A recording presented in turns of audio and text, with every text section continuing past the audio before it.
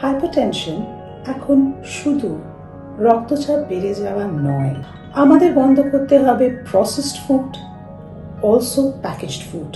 খেতে হবে fresh seasonal fruits and vegetables.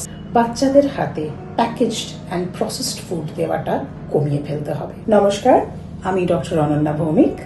Happy world hypertension day.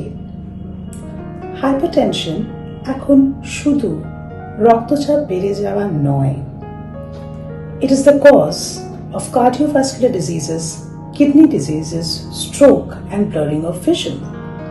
সুতরাং এটাকে রুখতে হবে। শুধু নুন বন্ধ করলে হবে না, আমাদের বন্ধ করতে হবে processed food, also packaged food.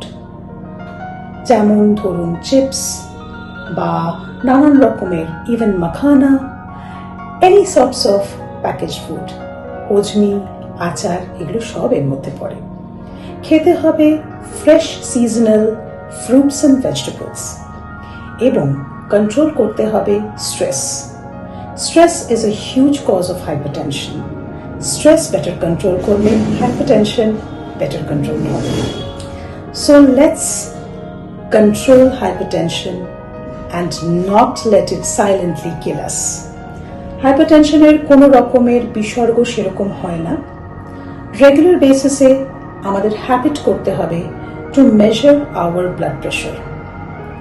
কারণ যদি হাইপারটেনশনকে ঠিক সময় আমরা আইডেন্টিফাই করে আটকাতে পারি, তাহলে আমরা অনেক রকমের ডিজিজ থেকে বাঁচতে পারবো।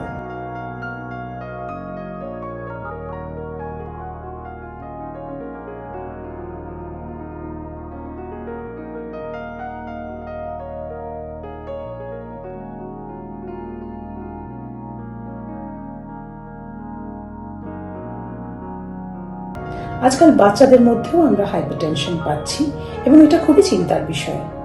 সুতরাং আমাদের অ্যাক্টিভলি বাচ্চাদের হাতে প্যাকেজড অ্যান্ড প্রসেসড ফুড দেওয়াটা কমিয়ে ফেলতে হবে। This is my earnest urge to all the parents to control it.